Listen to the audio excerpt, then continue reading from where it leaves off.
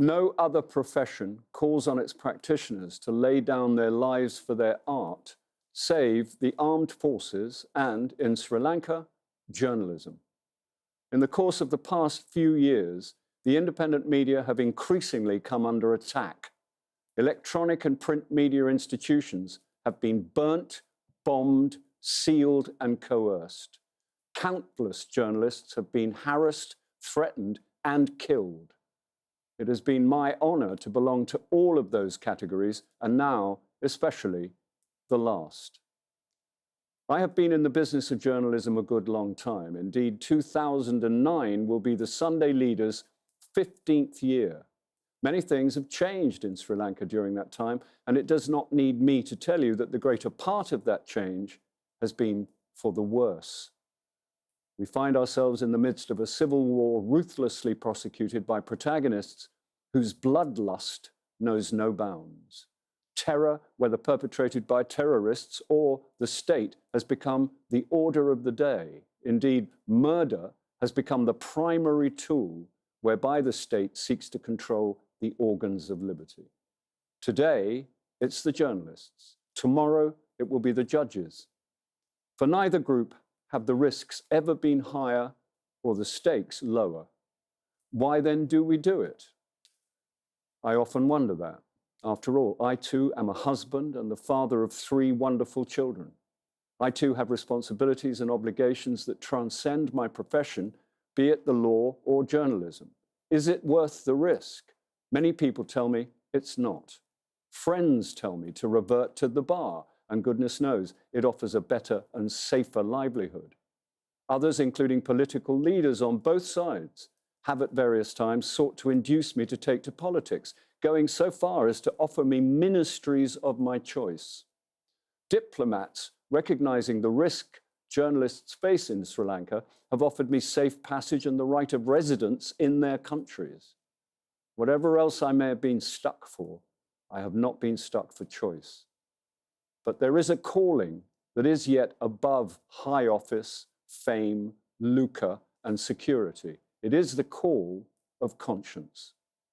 The Sunday Leader has been a controversial newspaper because we say it like we see it. Whether it be a spade, a thief, or a murderer, we call it by that name. We do not hide behind euphemism.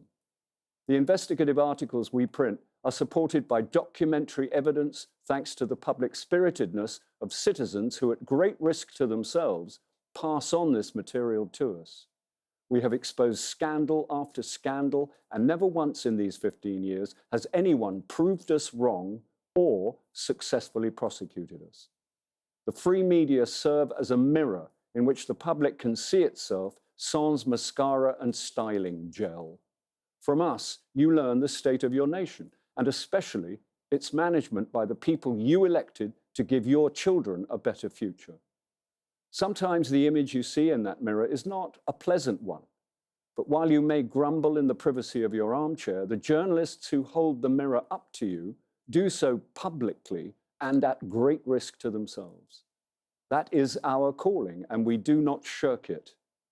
Every newspaper has its angle, and we do not hide the fact that we have ours. Our commitment is to see Sri Lanka as a transparent, secular, liberal democracy. Think about those words, for they each have profound meaning. Transparent because government must be openly accountable to the people and never abuse their trust.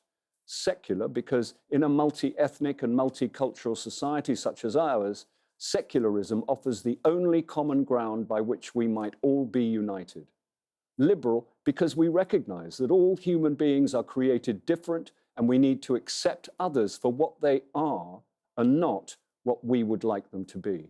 And democratic, well, if you need me to explain why that's important, you'd best stop buying this paper.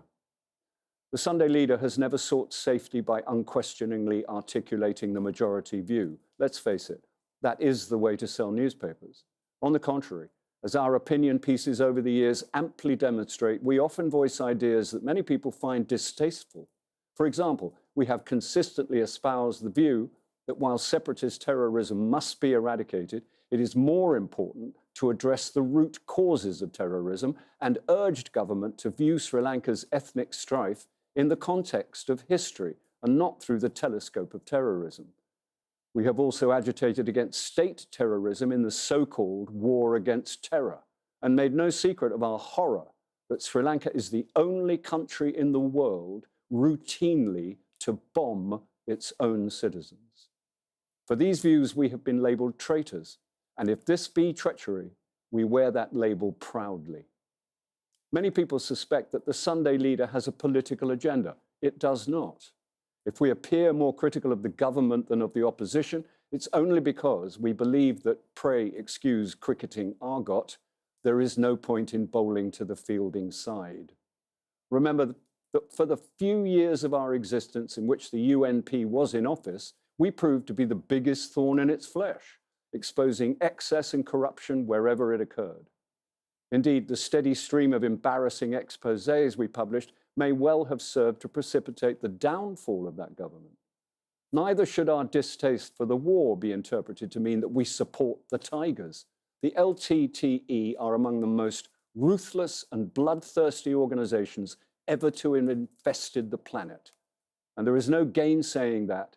It must be eradicated. But to do so by violating the rights of Tamil citizens, bombing and shooting them mercilessly, is not only wrong, but shames the Sinhalese, whose claim to be the custodians of the Dharma is forever called into question by this savagery, much of which is unknown to the public because of censorship.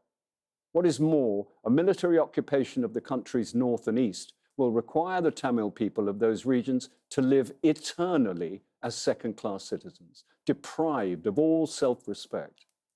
Do not imagine that you can placate them by showering development, in inverted commas, and reconstruction, in inverted commas, on them in the post-war era. The wounds of the war will scar them forever. And you will also have an even more bitter and hateful diaspora to contend with. A problem amenable to a political solution will thus become a festering wound that will yield strife for all eternity. If I seem angry and frustrated, it's only because most of my countrymen and all of the government cannot see this writing so plainly on the wall. It's well known that I was on 2 occasions brutally assaulted, while on another my house was sprayed with machine gun fire. Despite the government's sanctimonious assurances, there was never a serious police inquiry into the perpetrators of these attacks, and the attackers were never apprehended. In all these cases, I have reason to believe the attacks were inspired by the government. When finally I am killed, it will be the government that kills me. The irony in this is that, unknown to most of the public, Mahinda and I have been friends for more than a quarter century. Indeed, I suspect that I am one of the few people remaining who routinely addresses him by his first name and uses the familiar Sinhala address Oya when talking to him. Although I don't attend the meetings he periodically holds for newspaper editors, hardly a month passes when we do not meet privately or with a few close friends present late at night at President's house. There we swap yarns, discuss politics, and joke about the good old days. A few remarks to him would therefore be in order here. Mahinda, when you finally fought your way to the SLFP presidential nomination in 2005, nowhere were you welcomed more warmly than in this column. Indeed, we broke with a decade of tradition by referring to you throughout by your first name. So well known were your commitments to human rights and liberal values that we ushered you in like a breath of fresh air. Then, through an act of folly, you got yourself involved in the Helping Hand Batota scandal. It was after a lot of soul-searching that we broke the story, at the same time urging you to return the money.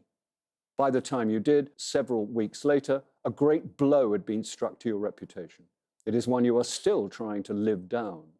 You have told me yourself that you were not greedy for the presidency. You did not have to hanker after it. It fell into your lap. You have told me that your sons are your greatest joy and that you love spending time with them, leaving your brothers to operate the machinery of state. Now, it's clear to all who will see that that machinery has operated so well that my sons and daughter do not themselves have a father. In the wake of my death, I know you will make all the usual sanctimonious noises and call upon the police to hold a swift and thorough inquiry. But like all the inquiries you've ordered in the past, nothing will come of this one too. For truth be told, we both know who will be behind my death, but dare not call his name. Not just my life, but yours too, depends on it. Sadly, for all the dreams you had for our country in your younger days, in just 3 years, you have reduced it to rubble.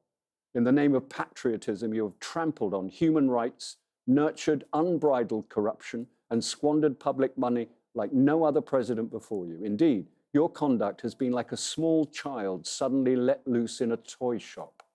That analogy is perhaps inapt because no child could have caused so much blood to be spilled on this land as you have, or trampled on the rights of its citizens as you do. Although you are now so drunk with power that you cannot see it, you will come to regret your sons having so rich an inheritance of blood. It can only bring tragedy. As for me, it's with a clear conscience that I go to meet my Maker. I wish when your time finally comes, you could do the same.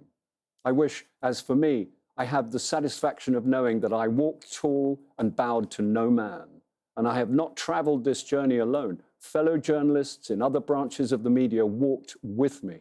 Most of them are now dead, imprisoned without trial, or exiled in far-off lands.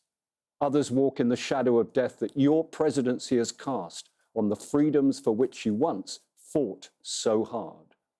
You will never be allowed to forget that my death took place under your watch. As anguished as I know you will be,